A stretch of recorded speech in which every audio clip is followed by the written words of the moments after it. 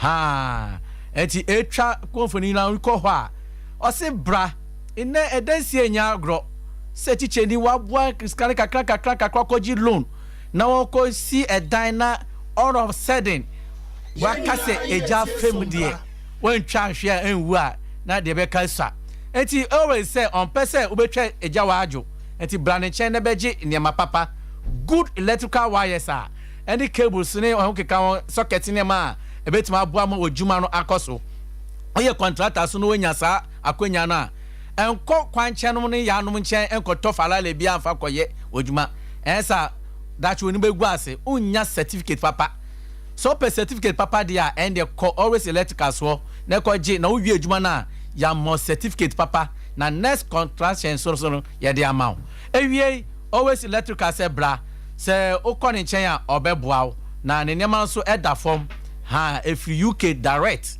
and the eba UK direct enti falare bi enim always electricals okoni chen a obeboa ya na sa kwanya so eto nsa frɛ mo amuton adwadie bia ne ma biara say mo mbra no be so ya se na etimi amajuwa de na akọ akire ne abọ ne ma so de ro so ai den ama ne ma na social media so any all the BBI fa de bọ ne ma de ro bia na nam so ewie nyame enhiraw say waboaye na otie yen o credit so out be frɛ so no eno so hia yen enti ne ye hia kuku dafo bebre na ewie ebe ma okanya so na so the help be ultimate frɛ enti so be frɛ 0551 931 0551 931 ana say 0548 931 0548 931 social media no so no Twitter ne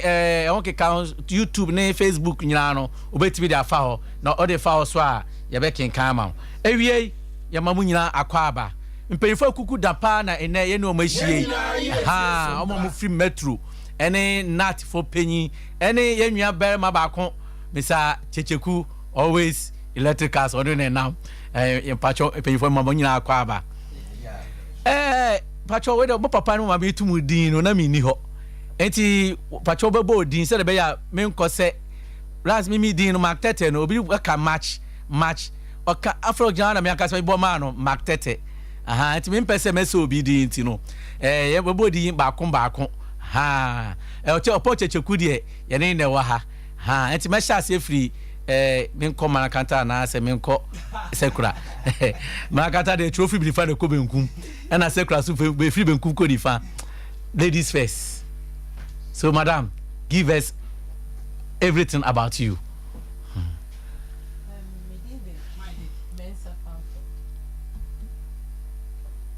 Medin Judy SOMPA FM me work Kumasi Metro Education Office as planning officer. Head of planning planning for more doors, you know. Okay. Head of planning. I work Kumasi Metro Education Office. I see. You na bacho we be oku school kakra ne we be oku dru okay. Me call primary or matters of Uganda. Wow. Na JSS so me call matters. Oh you Romania na. Bacho I me Romania papa. I see. And na me call SS wo Kumasi Academy. Kumaka. Okunini ampa. Kunini. Ti me wie ye no me call Louis Training College. Say Louis Emrom. Ya yire no West for yire no.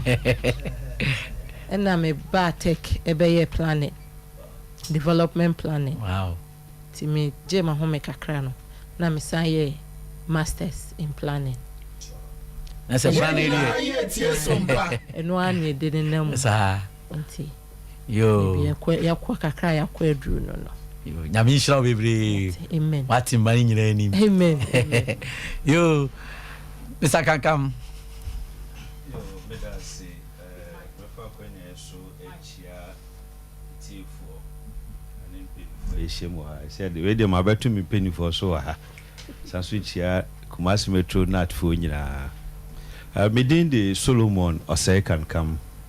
Me school no dey Solomon the Bible no we na say Ghana dey ni Bible mu dey ni dey say number pa so penny pa say all to me Solomon no dey no Bible mu dey kron pa School ni there me starting wo Volta region. Wow. The papa adwuma na transfer. Nti me ko school primary school kakra Volta region. And I SOMPA FM. Cape Coast so me ko primary school mienu. Wow. And sana me dey ko wie tete form 4. Me wie tete form 4 ni bi. From dada no. Me wie na dey ko technical school. Swansea Technical. Wow. If you want Cape Coast Swansea na. Swansea wo Abakrampa. Yeah. That's the first technical school in West Africa. Wow. Yes, Minimum that is no king. It was established in 1922. Wow. The first technical school in West Africa. And if you also I'm called Takrady Polytechnic. Is that only City and Girls? City and Girls, correct. Yeah, City and Girls. If you also I'm called Takrady Polytechnic. Nti me fit Takrady Polytechnic na me ba University of Education Kumasi campus. Ebe me certificate. Yes, certificate you na me ba the chim science. University wa ko a program from foundation. Me a foundation ba na me san ko bio. Akoye post-dip vocational and technical education. Wow. Na edidi mu a de kire so ya kira de bedu bebi aye dure. Nti Erade adum. Esia so me san so ye Kumasi Metro na chairman. Wow. San so ye headmaster state experimental basic. You double as headmaster. Ja. Bebi Erade di ye bedu. Erade aye bi. Erade aye bi pa. That was Mr. Kankam delivering his credentials. Yo, Mr. Basao. I was the first we can Basil. Yes. And see, I'm seeing there.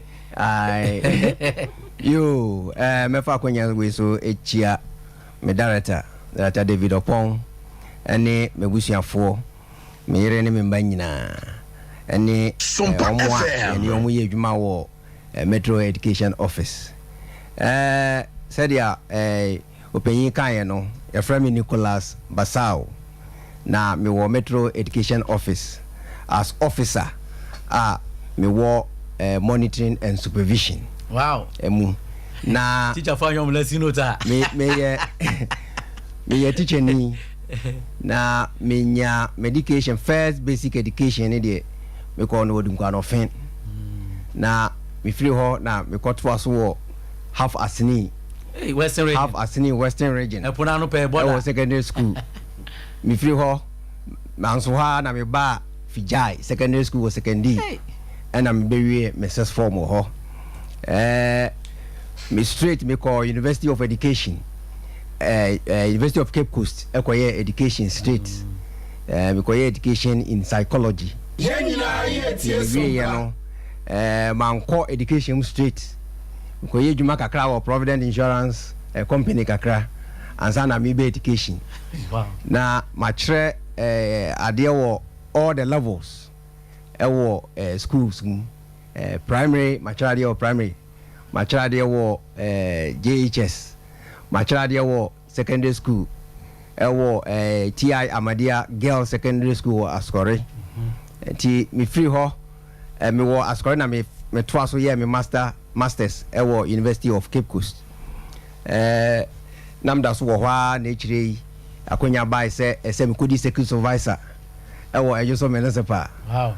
Enti me kodi security supervisor kakra e free ho na mu promote team koye me head of inspectorate we just municipal me free ho me ba regional education office be ye adwuma na CCA me wo Metro Education me ni SOMPA FM mawari me wo mbanso my best me wo mba 6 hey GS but for now no 3 and I want me. Wow. In California, Omono, Omatio, Omaushim. That's it. Yo, Yedamina, Aqua Babium, I was SOMPA. In every year, so no, my idea pass, a ton suffer Maba. Now, in a you might be a minuna, yet to judge, you might be kind of challenges facing our education or the first sacred institution as a schools in Ghana. And at the Tosubian Sono, Kumasi Metro Best Teacher Award, Best Teacher Award, and I say Best Teacher and School Award. Say Emienu. best teacher in school. Best teacher in school Teacher in age no na school bi so oje Private schools. na private schools award enti ene ye be chedu time no pepe but me da say pay for so a omu free education a omu new day eso wa ha say na that chairman so ye ekoni nyina maame chairman so wa ha ena ye nwia be ma opon checheku critical man ono so wa ha say na ye be hase ewo challenges facing our first sacred institution today. The board is come straight to our NAT chairman, Mr. Kankam. Mr. Kankam, one, you double as head and NAT chairman. Eti unim much about education. Komuno. Eka headshipa unim nyama move fame. School need fame. Primary school JHS no fame as against the SHS. And you can't not so a SOMPA also unimude because the whole Kumasi metropolis is unaso. And faha. And when it comes to education, there I highly respect you. As a root, be too chairman. And we fire fame. Yo, me da say minya elder say Goddy say Godfred. Me da say say ye ka challenges facing first cycle institutions and our first cycle schools na Kumasi na minya be ma edoso ye hu baby ade we hase and ye hu baby ade be kwakwasi but 1,000 must begin with a journey of 1,000 must begin with a step with a step no kre say ye share kanino school no sene na eteno na sabi obi ewo even every classes cra Yenina yetie SOMPA me na minim SOMPA pa wan go secondary school SOMPA pa wie san 7 34 on ka san 7 aya na yira bi no but ye dey dem say yetie for pacho ye ka say 34 na ye JHS bi o obe wie classes a we ko form 1 form 2 form 3 form 4 na ne nim say we university because brofo de beto ho atro de beto ho no na ehwe ni yanso so ye ko bi no so ye hu se ne no masi ekofa fa no no ma edi sua de books kane no kra na exercise books pencil no pens ho na track abesi school no mu ne asaye lie na obi a oje wodi a na okọ classroom oje wodi a na okọ classroom textbook si enye na wo school mu ho ukofie kra wutimi nya bi so di kofie SOMPA FM etia na odi aba o se wo yira no na wo se no a wawofo ebetua but ene si ehwe ye education ina in fact academy teacher for ye hia dia ye adwuma pa no ayo how academy teacher say kan na say yeah say kan ye books ye dey try there okay oba classroom a choka ye dey tro marker ye dey tro registers a sabi ye be tro nkwala din wom obaji di say obi o okra about 30 classrooms na ya man registers 5 into the question is Mr. Kankam Pacho me to announce Ministry of Education any Director General Ababonti say omo distribute learning materials or school materials omo distribute but inadequate that is the fact and inadequate ebini registers as we are making 30 classrooms 5 registers 28 classrooms 26 classrooms near more 5 registers so the remaining classrooms no registers no kofa no he PTA ana mo chogu esas book mana and kwanya nam so benya registers no I say your bomodi na yenya near etosu bio textbooks are making na your textbooks ba teachers guide eka ho na abo teacher ni no hu bebi ode ade kire no ebefa ya new curriculum be ya hunsem bebre erade adom books ni biaba ma nye ni nyina na aba be se na last year books are ebeka ansa efi class 1 to class 6 in your science SOMPA FM in your for class 1 class 2 class 3 upper class in your creative arts. Mathematics class 4 to class 6 in your mathematics. English class 4 to class 6 in your English. Nancy last week ya na books kakra bae lower primary no so in your mathematics and teacher's guide 5-year development in aswe we say you know into your fun say career JHS there e ho there enko we are making a primary for the radio dum omuenya kakre but you ko JHS there na kokra ni ho inti me pacho enye fabrication bi na o ye tia GES any Minister of Education me pacho me fabricating bi tia GES. That is the fact. No credit e ba ko and I was say ye kan so no credit any kan I say an entikuro oh say nothing say we mia e twa wonan o mia so ya no credit one kan e no ma say o kan so a ya time bebem but I say ye kan so enti problem no ebi no biti say funny say nkonwa nkola tra so de radio dum and the American assembly no omobo omomode ya mamumo and the say ebo say mo assembly no pa me teacher ma me planning officer oti hey mama plana obo kumasi metro dia obo modern pop and the just say want say school bi sabi nkonwa ati aka form na otu hu anamo no bisa nkonwa asem to say table asem to say ana ohwe so say ebi eba SOMPA FM obecham obie nya kakra na de say timi abo na mmom enwuma edi sua de eno na ha adwen ba na teacher fo afam ya setrem de no edu ha ebeka eda wase pa say ne wa ma yehu challenges kakra o say doso next week so ye be boso aha enti en kan nyina krobi di kajebi entu ka no ajebi enti na ye jebi aha wa ma yehu we no ya da wase pa Mr. Basao pacho de okai no free office ebo de okai no kakra obetimi da so ama you say no kra na asanya no kre ha you before say problems in there na kakra but before the introduction of a new curriculum no your friend no standard based curriculum na adusua challenge kakra wo ho if you say na enoma na jisha na wo ho no na adusua no na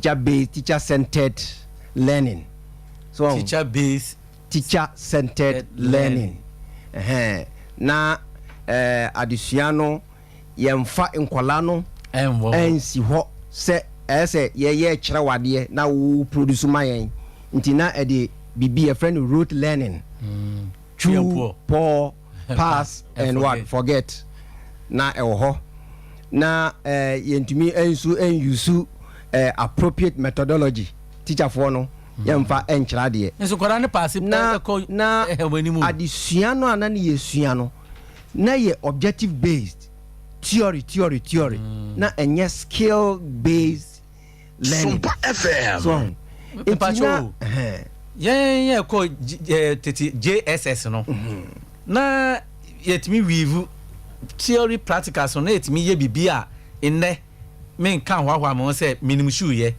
minimum basketry minimum math minimum with this esre eche etimi di esre ne ebura ban enwin sande ma bi that and also eno any na the difference be na wo eno standard based no e dey ba okay even standard based curriculum for JHS side no any mfanse basic school a starting e dey ba me ba ho 5 years e be ti san so yes ne manya be ba ho na adusua na ye nyusu abefu ICT no na yemfa nye adwuma papa so yɛmfa ɛnyɛ adwuma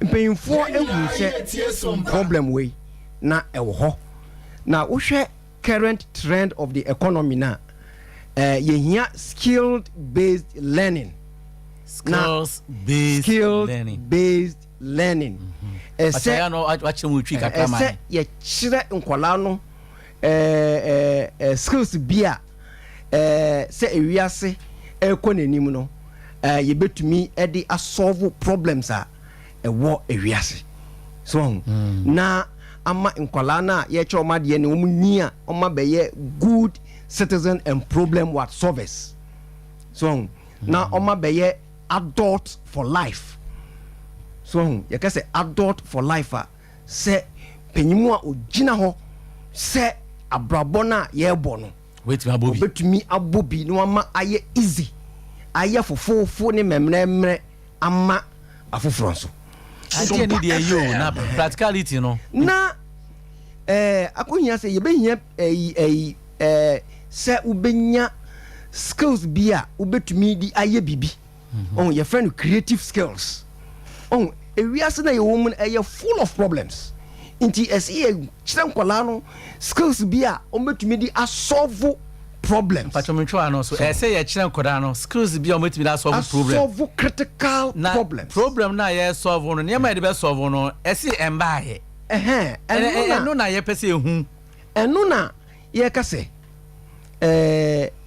aban ɛbɔ ne ho mmɔden aban nneɛma kakrakra yɛhia no ɔde ba though ɛnyɛ adequate but yɛhu world challenges nti aban bɔ ne ho mmɔden na aban ntumi yɛ ne nyinaa stakeholders nso wɔ hɔ so yɛwɔ educational stakeholders nso ɛwɔ dɛn asɔresɔre no yɛ dɛn ɛwɔ hɔ PTA ɛwɔ hɔ ɛna other stakeholders wɔ hɔ stakeholders na minister ɛne ɛso sɛ yɛn yi ɔmo firim ɛte sɛ akɔyɛ single ɛno no yɛnka ne sɛ yɛnyi ɔmo mfiri mu outright but yɛka PTA the aban ɛka ne sɛ teacherfoɔ na mo wɔ school na mo kyerɛ adeɛ no mo nka ekuo ne ho so ɛyɛ kuo na mpacho mama no si hɔ na ɛyɛ kuo na mo nka ho na mo nso mo yɛ stakeholder mo akonya sɛ mo bua schools no nti mo nhyehyɛ mo ho sɛ na chairman aban hu sɛ do nneɛma no nni hɔ ɔsi register scrap no ɛkɔ afa so ɛde admitted rate ɛkɔla di mu no ɔno ana anim so say I say no they are playing their role as a teacher materials to teach ɛnyɛ available those that are available so yeah inadequate yet they are enforcing themselves say ɔmbɛtumi akyerɛ skills now wɔka ni nyinaa no so but this is the case you have silenced or I say eliminated the teacher from the parents sɛ yɛ follow also say stakeholders nyina yɛ mmoa teacher no yɛ stakeholder ɔno no wɔ n'afa mu di a wɔyɛ a ɔboa sɛ skills a nkwalaa no ɛbɛhia no wɔn ɛbɛnya ɛna parent no ne nsɔre ne community no ɔmo nso yɛ another one stakeholders na deɛ ɛka ne sɛ teacherfoɔ no so aban sɛ ɔmo no ɔmo concentrate ɛwɔ nneɛma a ɛwɔ school mu hɔ na hwan na yɛ fɛ PTA meeting deɛ ɔmo wɔ ɔmo mpanyinfoɔ wɔ hɔ a ɔmo fɛ meeting na sɛ parents no ɛwɔ fie na teacher no ɔno ɔte adeɛ no ho a ɛɛhye no a wɔn sɛ ɛɛhye no adɛnti na mo ma ɔno mu ɛnka ho na ɔmfɛ parents sɛ bɛhwɛ parents yɛ ni adagye sɛ schools no yɛwɔ SMCs wɔ mu so school no do head no ɛna wɔda ano but ɔne ne ho ɔne committee a yɛfrɛ no school management what committee so teacher no so san yɛ member wɔ mu nti sɛ issues bi wɔ hɔ a ɛbɔda school na head no ɔyɛ head deɛ but ɔno no ɛde kɔto committee n'anim na committee no edwene ho na sɛ ombehia mmoa bi na sɛ ebefi aban ho sɛ ebefi PA ho sɛ ebefi other stakeholders wo a na ɔmo no etu anamon committee no etu anamon na ɔmo akɔpɛ saa mmoa no abrɛ school no na school no ɛde ayɛ adwuma anti sana nhyehyɛ no akɔyɛ yo medase nyame nhyira o enu contribution a odi ama Ghana for yo ma the only mother among the men patch also for you too what are planner then we plan a teachers ebenya on faso students ebenya on faso and as a peoples ebenya on faso any parents ebenya on faso and as Ghana or Kumasi metropolis and other schools at large. Master Kasam. Or say books no be by last year. Na you know 5 years in you. Me cover. Upper primary there by last year. This year so lower primary there ba. Upper primary say nyina na ba yo. Enye nyina na ba. Enti egu so ba. Da ben yo chena. Eba. Ebia ba last year, ebia ba this year. And so you do time I say reform education curriculum no. The year you say ye program ne buy no. You roll program ne out. Emma public and private schools. Omo ye wie ye no. Ye momo books. Master se obeka ya ye mamu books akese ye ka say no na mu hwem use the mark enko che ade sa na edi kan ka che om enti ye for all subjects SOMPA FM ka book ne di enti no na ne ye pese om hwem e de che ti om hwem de che a na a guide wo mo na me ehunu potholes so ewom ni ahwe so de books na ba enti na afa ni atena se a books no e ba na ahwe mu a yeso o mase kakra ye wo bibi e friend capitation grant wo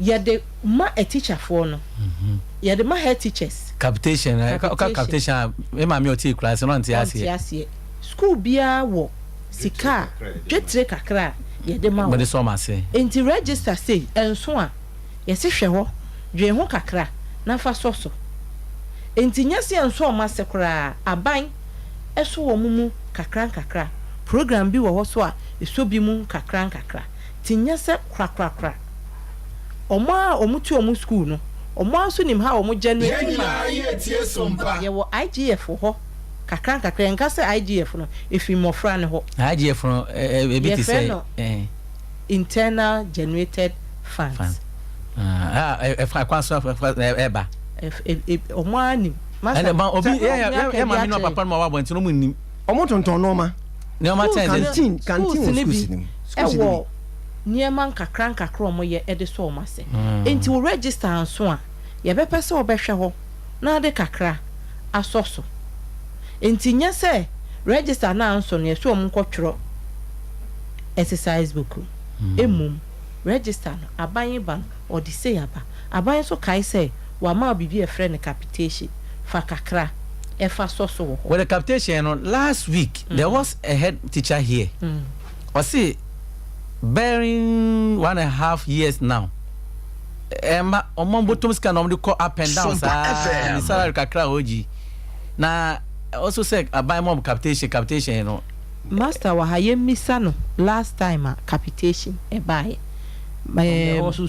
ai kakra obeka no ni ya hwe free ho efi se amba krana meje de so omuji bi nchei eye dan aka wom but eba eye dan aka de na say eye pre-finance ana ebi ya na pre-finance ebi so wo ho a eba eno ne pre-finance na madam me fa say me your head na me kita enkoda 4 na anopa 4 say wo ma 4 me ma 4 na me salary wa we ni teacher ni salary na sa me de hwe me yire ne memba me de bi su ko social IGF kakra wo IGF no ebi so ni school park da ho ni nyina yie yo omo rente school park no sika kakra ba enti wo ye head ne de madam but dem try no so onim bonfa Asante Achimbo school park ultimate nje hwe free omo obeba na ye so yes it's for the community enye enu nkwa ne IGF there wo school mu a na emphasis nipa miensa pe na ton aduane wo school na make say IGF there enye nipa miensa no so honko aduane o ye wo kwan ya di raise IGF bebre sponsorship ho ye wo head teachers a omo atumi raise funds atumi ato televisions ama school classrooms ama start ya wo ya we enti wa wote ho a wa so pe kwan bi a wo companies wo area ni ade a enti ne sponsorship wa wotumi epe sponsorship kakra ebe so mu master ti we ono ani school kakaka ebi ni hwe de nanso omo pe sponsorship tumi to TV ebo ho mankra no tumi disua de obi wo ani school no obi ani bebi obenya na IGF no enye pepepe wo beebi a se de ye ka no enye pepepe obi de ye park obi de ye aduane obi de o de fridge bi asi woketo bi a oton ensuo ema nkra na ato eno kura ni ne office wa afi obi wo ho school ni nyina school no na eton nsuo and because of this and about capitation and banana there be capitation e de eba because said why inside say the school generates income it is in the mind of any set teacher ni wotena ho de ye ka no emaya any set teacher ni tena ho ba capitation master beja tum se ba kakra eba eye master bisa master ho asem ebia baby awowo ka no head teacher no we hunu na asem ka nti master wo hey yembisa no say capitation no course because said the master sika na asem no ase kra hwe makra omode register na ama no ebi omode ombotom sika na ekwa akoto enso ntesa yo madam Judith nyame shiraw bebrebe ha echeku odi kakra so so e kan ne dia honorable Majid be kan ne dia okay the chairman you are speaking for all the heads 1.5 years you are speaking for all the heads e bia na Majid twa because of your position as not chairman me da say me masab no me kan a general perspective some kasa me family school nko ade a ene nka na hu hia kra sanka me ba there be that the senior work no you see your schools bi wo ho a erade adom all students cry to me bomb ho modern pa parents be bomb modern pa but encertain ni nyina anye pe pa ebi so bre pa you see ameti he me kasa se tim jina fo ma schools nyina ana minim nia ekoso ewo form because of isumu na eba oh to say nia Mrs. Tege no kre capitation no last term year kakra bai I for which year abua for munisumbu me da say what you abua for ye ni so because eka wo ma na kakra ba 2022 kre bia mai wo ma kakra ba ti abai betima de ka kre bia 2021 krampo and betima aba na sa Majid is not lying oti ase nti ye de eba ye na beba no ne ye di ye adwuma na no kra ne ya meanim ni se ne na menu aba na eka no se ye ka eka ye bonu school no mu ene nia eba bra enda form wow enda form se empo me kasa me di me school am wo ho kra na ye no ho no kwampo me kama samo a obaba wenum hwe this year ye bi ye se be sports ye ni hwe o se koto volley net 400 Ghana cedis ye koye volley posts and no capitation ni nyina kwa ya na me SOMPA FM it cost me 250 cedis e ka ho ayesan 650. Your fans said last time capitation by Minya 570. And so it is 7 5 the no crana san no more you cry ain't me yet. Then I'm impressed me go into the but me generalize normal.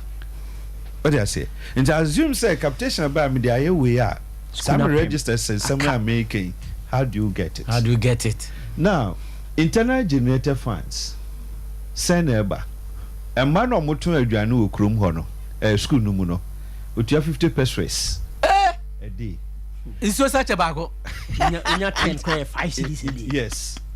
Unya 10 Na edu ebi kura na okwa o say na yanta de. Oh. Untimi ko force. Untimi ko force no. To remember. Kane no nanka o say awofo no edi akotene pa eso yasene.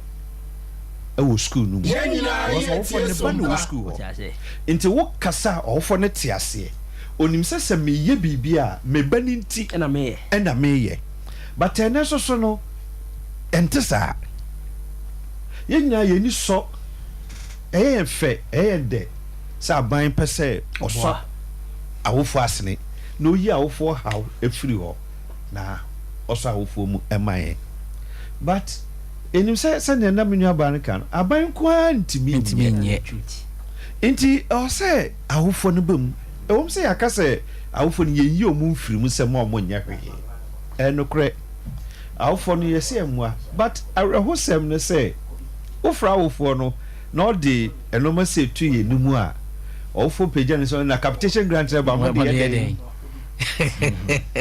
awofo ko munim capitation grant ko asem wo school do no odi kwa no akọ SOMPA FM. Oh, awofo ntimi gitum so okay ye be ntoboa na ye de aboa obi wo ho a sabi santoboa no onye bi onkana no so ntum na odi akọ atwe telephone akọ frɛ baby enti sɛ frɛ ɛna ye gigi cassette na akọ sɛ bebre na afine de sɛ pam no twan munjai nti awofo no mo pepa sɛ nkombeboa na so mo ye de munjai nti ama ede ahokyere ebreye school mu adwuma ne ye no bra enda form hwe utilities electricity bill why need you capitation and I say IGB you see capitation na ba no so e wo no ma de capitation no eye enya de bia na capitation betimi aye e say ye green book da ho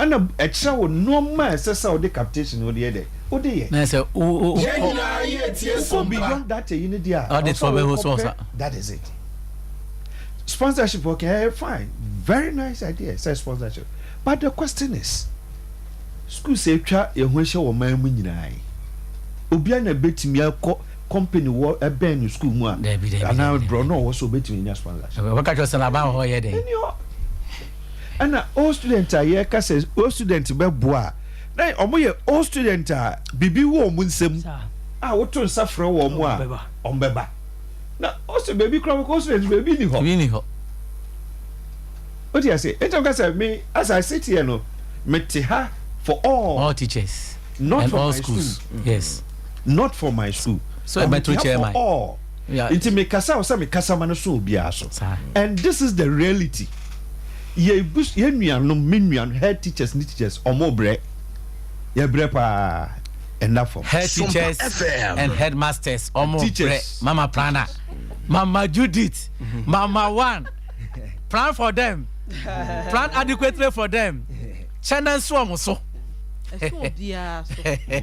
obi afre aso kan say GS Mumbo Ghana education kra ya famu de ye won so wakasa chairs within there was a ye call assemblies ne kwogema omu bia no ye call ekogeba from abi boarding den and saying fiada bi e ma ye schools bebre so pepai assembly jina ne na so e bo ka twetwiri die bo asem schools na ye be na assembly no ka o generate a day no omo de be boss so assembly ya ne ma be when they sponsor a lot of people they have not done anything school mo fra no konwa omo te so benada o ma ye bebre a ye beche ama schools no nanse ya ye chebi assembly organize mock ema mofra no enti ohaw no omo de ba mock BEC mock enam say awofo no Kumasi Metro BEC mock assembly organize ema ho enam first ne de na nya assembly na ye na parents na atwea enso ye ka say me obi anje school fees ninti ye ko su kira assembly ye emofra bebrebe assembly twea ema abofra be bi owo yen aban schools no eye enti assembly ye ade to be board down so ema nkonya topic here jambo next week be so hia ye beto aso SOMPA FM ami shira mo etiefu metima frɛ 0551931931 0548931931 say jumadie etwegu na utie owo suma na always electricals na adom ye na 8 minutes jumadie ebremo teachers fo nyina enko no omko pen ya mapapa na oda na usi no kailo na oje interest eda so na wetime tua na nyame ya adom na wakoto wires falele eda kosimu na ehide a and embo nyame sobo blame yourself eti always say brana beji ne mapapa kania papa wires papa oya contractor so na onya contract bia koho na obeboa always electricals always for you edama say we say nyamba next week beto aso the same topic they say yeba Metro Best Teacher Award and Private Schools and Schools Award public and private nyina sa jumadie Metro na ya ka se Metro a impanyifo wa ha first ya ka se Metro na nu se kopem pankro na echire ho ene mate se batitititi etu ba kire bebia Metro e sha se fi ene bebia e kopem east west north Ashase na ye ka Kumasi Metro ofori krom ka ho ofori krom asokwa ka ho asokwa na munya eso Metro kwada so swami tafo aswase kra na ka ho na aswase so ka ho aswase ka ho enu nye di kan ete free na fe ka kakra okay na nso se die ofori krom ate omo ho enti uhwa omaso madwebo enti SOMPA FM junction okọ ha ko drangaga junction okay yenye ho no enti schools ne pem amankwa etia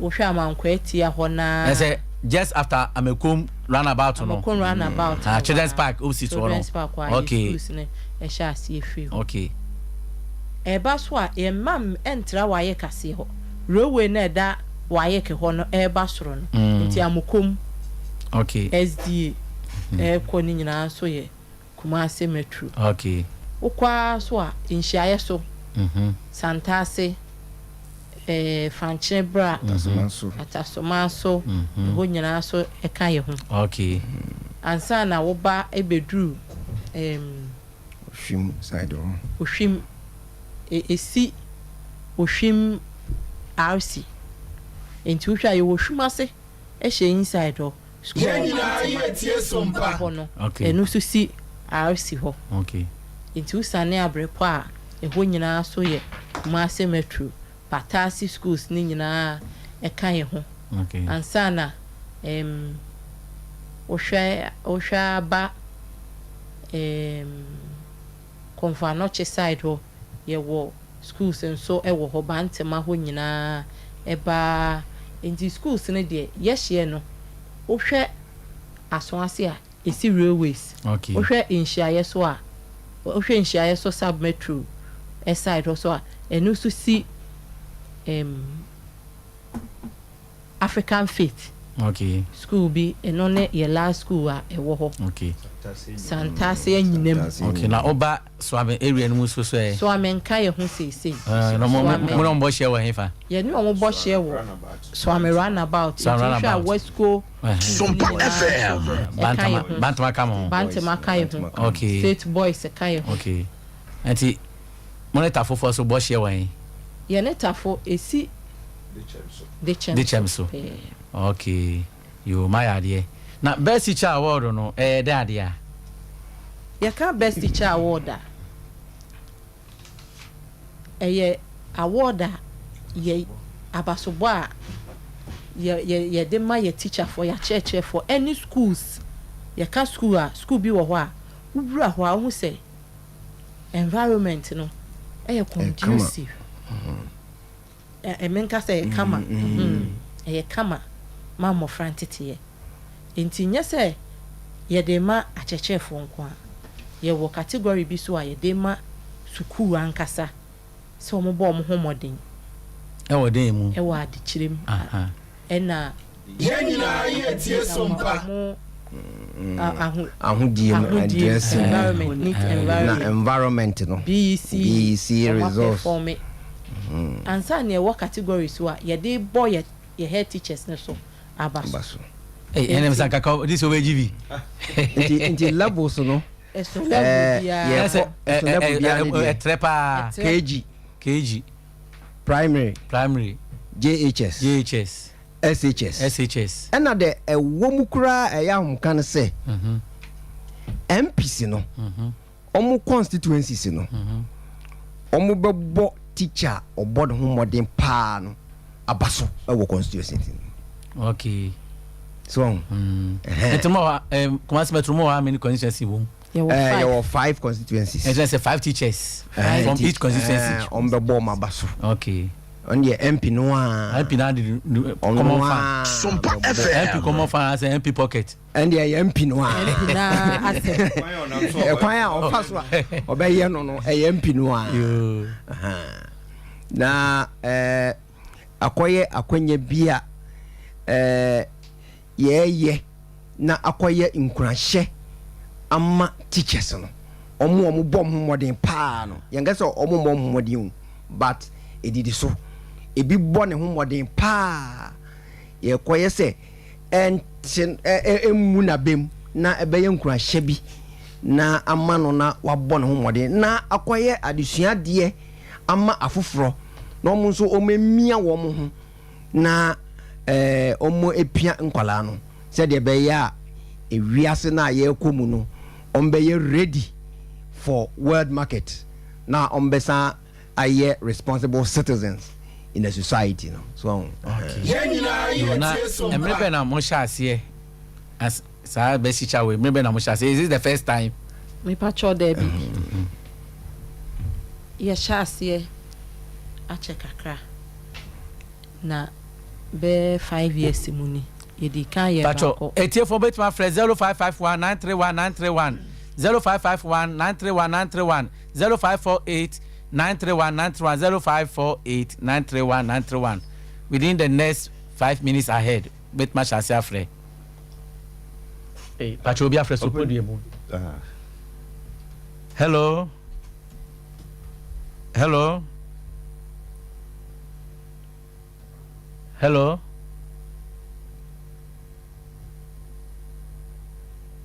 pacho dini baby free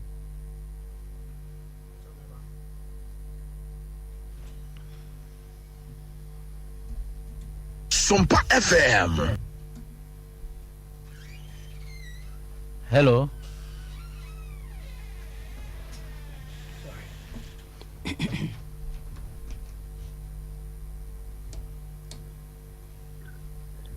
hello good afternoon boss pacho dini baby free make us free abrepo the friend of free pacho money so kakra also free also fa abrepo okay na me child here at Mamponya district nyine okay na problem be o asana about captation ne gallop say school am one here yan fa bibia captation ba even en kura na ye chiro ma de o mo de da form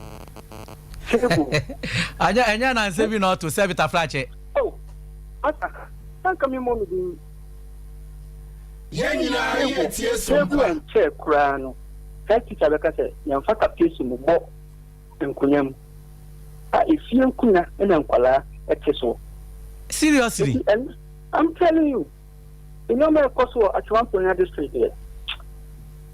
This year, teachers are slow, almost there 135. Me class 3, class 6, class 5, and just it's my class 5. I'm coming class 4. And color. And on question, and they said there's no effective work. Even because fatigue office. Officer. Because captain in a banner gallop sikaba. Omo running a head teacher some no more. You the Krana won't can. All the courses Krana will be a new few. Oh.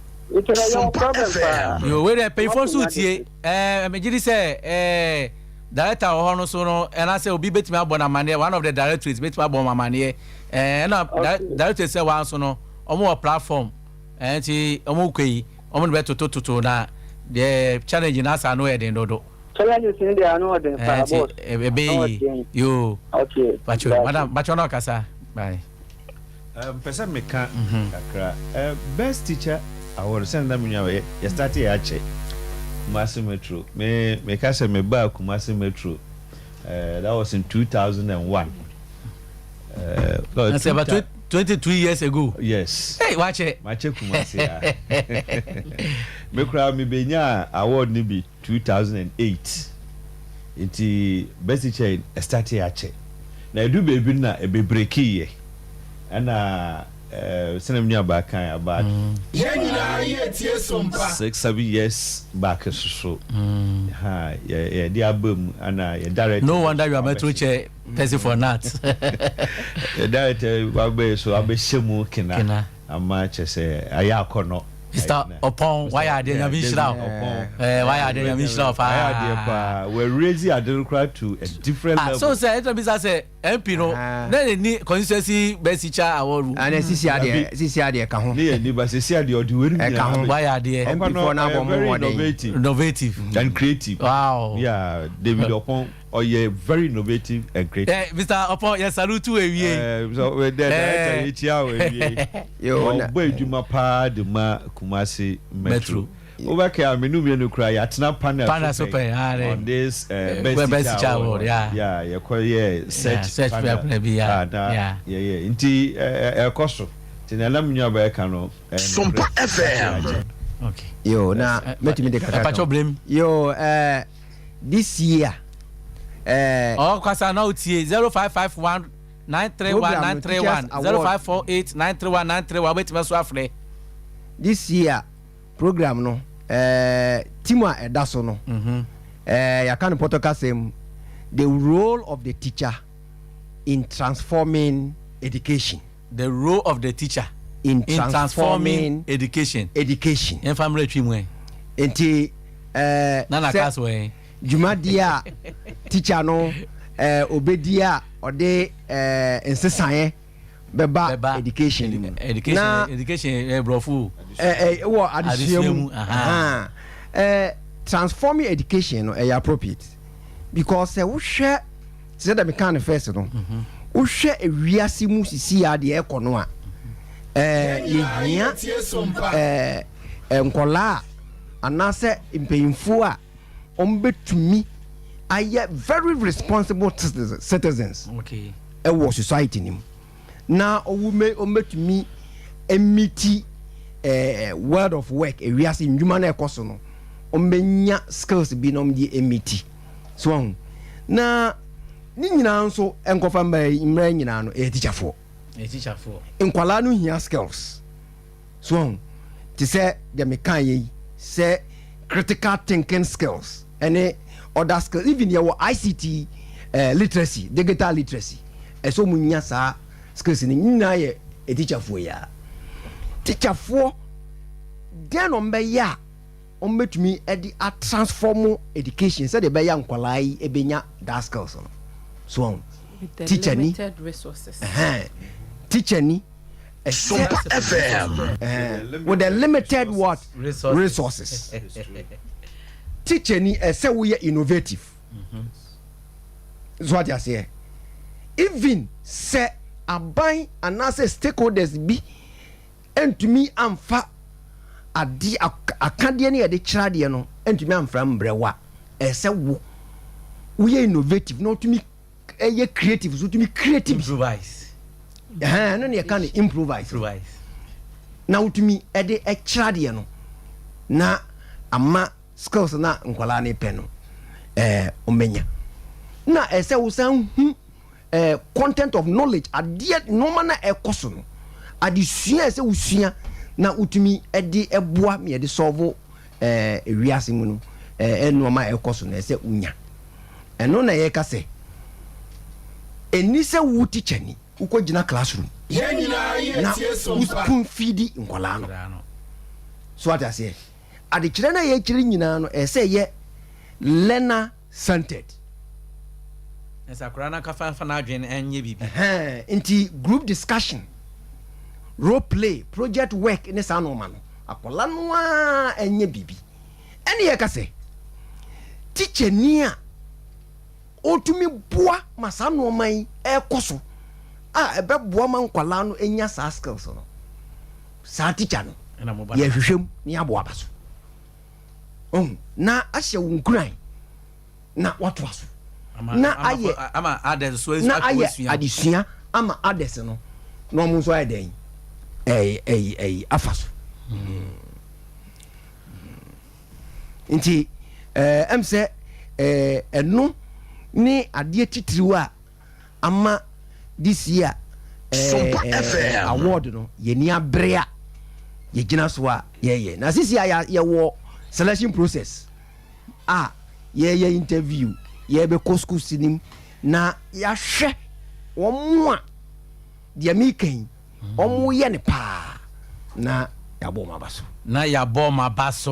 de omo ye ne pa na ya bo mabaso yo ya mene ya ye be sponsorship coordinator na maybe say mo fa mo number entudwa na mo sponsor sa boa mo na mutimi ma sa award yi no plana edika no ye njai ye director Dean Boda oba ye na Mr. Pon ya de pa perform there and so director Pon ba ye no director David Opon ba hu say se e bo teacher for na ba so a ebe ma teacher for nyina so ayere wo mo ho no ma akyira de ama mofra no ate ase ye nyina ye tie sompa oni e fa adwen etena ase eno hu say ye mpie sika ni ho enso na esese ye sa ade ti ye pie abonten nenso sika no ye kwa ye san besi ho ye nya bi de enso enti ye number a ye de betu dwa ye 020 825 90 91 repeat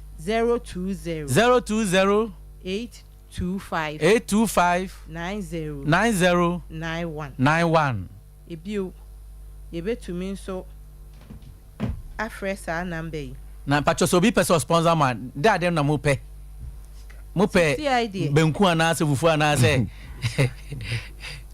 yenya ska anka ye ni beje nipa no so betumi ama yen TV mo pe TV fridge yo de be ma yen a ye betumi de aboye teacher for ya SOMPA FM ye besum number ba ko so ye 024 864 53 04 Sisubium 024 864 53 04 inti ehia obia moye na yentumi mboye teacher for ya baso na achechefo adwuma ayemre na emofra no so ate de a teacher for no pese won te asiji yo Dr. Regional Director Dr. Amankra ewie CCT pefo treasure nyina achiaw me headmaster ba ko pem Seduku Buama also me chiaw Mr. Pon David also ye chiaw odwuma pa obo nyina tiefo ye ntimi inform call ni timo fa nche next week be mama konya be 10 minutes no abem why we need the surface of the program of the topics ntimo fa nche say ye ntimi pick mo call no mo afre bebre na me hu me ni boss komo mu di ntimi pese me target wo mo fa nche me pa na de mo fa nche me na yen nyina yam so na yam boa na education e den enko so yeah sorry na if na ebe fa abakonwa sports for enti bacho from my right this time I'm going to Marakanta throw from Rifa to Benkun enti Mr Sao Basao Nicholas mo confirm you no me so be obechia mo ya me na ebe follow by Mr Kankam message chia me director biom director David Opon in fact obon ho modern pa do ase odase adwuma wo ye esuani nti se ye de abasodo bo emano SOMPA FM so ye we otoa na adwuma pa so secondly mechia Mr Asante head of inspectorate, okay, or let's say head of monitoring and supervision, okay, our Metro Education Office, okay, and the last one. Na michia miamire. Aha, that's my last one. Mrs. Lily Asante Basao. Okay. Yo, woman, that is almost so much also. Yes, Mr. Kankam. Yo, Meso Medasi. Yeah, director there. So we nyina to me enjoy needing a border. No correct. Mr. David Opon. Wakoa no somfo Kankam ni echiao. Bo abaso nduma pa. Msanso chia meyire ne memba. Michi omu bebre seja omada roma especially my bedroom mate ona no me duane die go down down that's running for baby madam Miriam Cynthia oba person any school a teacher for nyina na me head madam Joanna and madam Ophelia and me deputies teachers say wo school triple yo and me not pay for nyina mi obia that's it Chichuku, they don't kasa. You bet you for show be that yeah that always electrical say. Okay, come on course yeah. Always electrical adaroma. And now if your mind Ghana education, yeah, her is promise bre. Now if yes so many tenete no say the baby. It's your best teacher for you.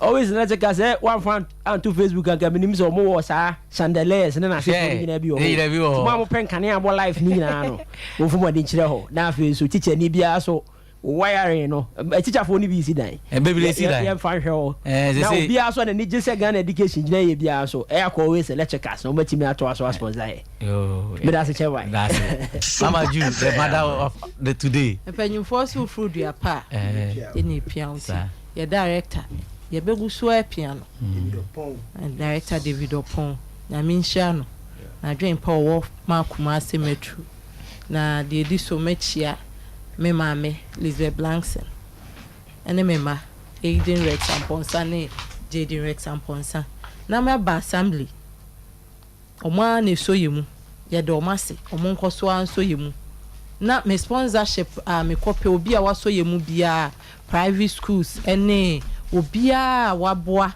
so far ama yen kakra ye de aso best teacher mu besine me mpesi me body e beke bi omodo so nya minhia obi bia assembly fo a Kumase Metro Assembly KMA omo ane mankora ne konwa ma omo tena so omo nyina bete omo nyina dawase omo nyina dawase MPC so ye beda omo nyina yo omo nyina bete yo crew na ama so emu ama yetimi ye bibia so ye damase Kevin ne dom na o se dawase pa nyame shiramo pacho ya sorry na sports for airway obia tune to the radio and stick to the radio no muntie this is our